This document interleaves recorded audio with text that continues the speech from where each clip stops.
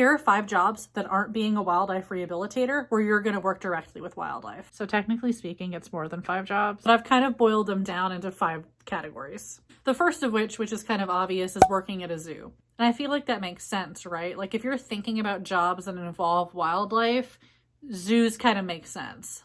But even within zoos, there's a lot of different types of jobs that you can do within that. So obviously there's zookeepers, right? That's what everyone thinks about. But there's also zoo educators, so people that are bringing animals out to the public or doing public displays with animals, ones that you could potentially touch or see up close, and are not necessarily the people who are taking care of the animals behind the scenes. Then there's also zoo conservation programs where people's primary job isn't really working with the public in terms of educating or working with the animals that are curated and on display. So these are people who are rearing endangered animals in captivity or working on some other aspect of conservation in tandem with the zoo to help wildlife on a much wider scale. And there are tons of others too, but those are just 3 to think about. The second category of jobs is animal rescue / shelter jobs. And I know the majority of these jobs are more domestic animal based, but you'd be surprised. So even though there's cats and dog shelters, there's also exotic animal shelters, such as ones that only take large cats or parrots, for instance. In those jobs, you'd be directly working with wildlife, even though that wildlife is captive.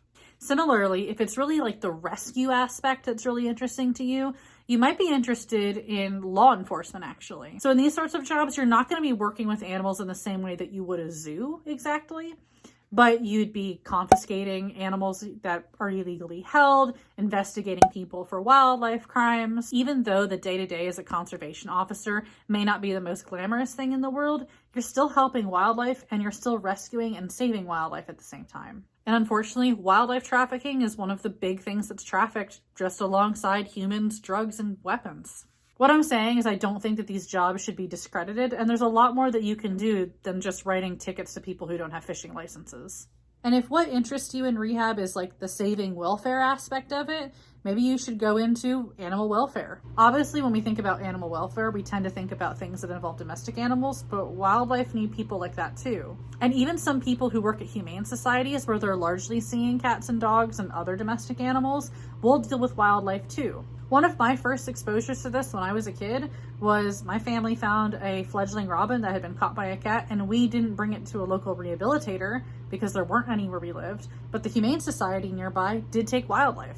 Again, your mileage is going to vary depending on what Humane Society you're a part of and what resources they have, but don't discredit them because plenty of them do stuff with wildlife too.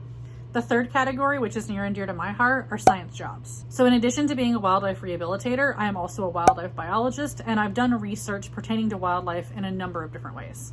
So if you're studying wildlife conservation or biology or animal science and your dream is to work with animals in the field, please listen to me. Get internships where you're going to be doing field work and or lab work. Or for whatever reason, if you can't get a job like that over the summer in between your years studying, get a job on campus that does the same thing. I know that it can be hard, especially if you're like, well, I want to be a herpetologist. Why would I ever work with mammals?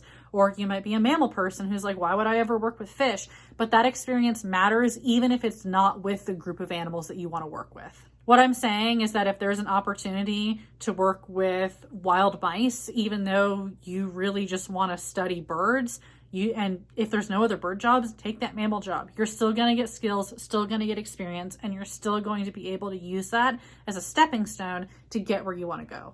Technician jobs are not usually the best paid thing in the world, but they're usually where people start in the field. Usually the next step up is having a more senior wildlife biologist type position. Usually those jobs are either at a state or federal agency, something that's university adjacent at the very least, or is with a nonprofit. And let's also not forget that a lot of people that work with wild animals are also professors. Even if you're at a university that doesn't offer a wildlife type degree and only offers like standard biology, I guarantee there's at least one professor there that works with wildlife in some capacity. Again, you might want to work with fish and they're working with beetles, but some of those skills are transferable. And if you really think about it, the wildlife field is a pretty big field. There are people that are needed to set up nets and catch small birds, and take measurements on them and figure out how old they are and slap a metal bracelet on them. We call them bird banders. We need people who are able to dart bears and do research on them. We need people who are going to walk through the woods for several hours and put several small traps around to catch small mammals. There are some people where their entire job is to hike and set up game cameras that'll capture images of the animal that they're trying to study.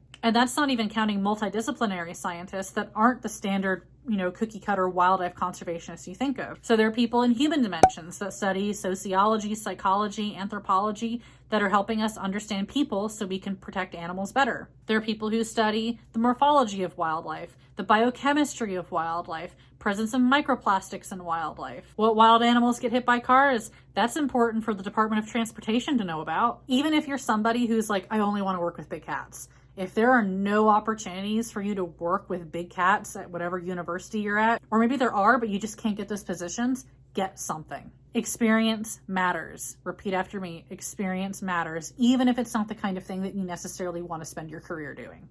This next category is kind of a big crossover with the previous one, and that's the veterinary field. There are some scientists that are also veterinarians, but not all veterinarians are necessarily scientists. So being a wildlife veterinarian, you might be someone who's doing hands-on day-to-day medical care for wildlife, or you might be more of a research veterinarian. And sometimes you're a little bit of both. As you can see, they're both technically working with wildlife to some degree or another, but one's going to be a little bit more hands-on on the medical side of things, while one is going to be more hands-on in terms of the public health aspect. Similarly, I know many wildlife hospitals that employ veterinary technicians. And the last category I've come up with, I'm going to broadly refer to as public service jobs. And I know you might be like, why the heck would I ever want a public service job? But actually, some of these jobs are pretty cool. So for instance, you might not think of wildlife removal as necessarily being a wildlife related job, right?